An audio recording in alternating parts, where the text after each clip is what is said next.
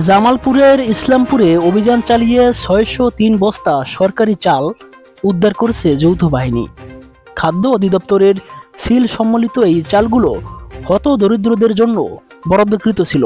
শুক্রবার ৩০ মে রাত ১০টার দিকে উপজেলার সদর ইউনিয়নের কাচিহারা মধ্যপাড়া গ্রামের আসগর আলীর ছেলে আনোয়ারের বাড়ি থেকে এই চাল উদ্ধার করা হয়।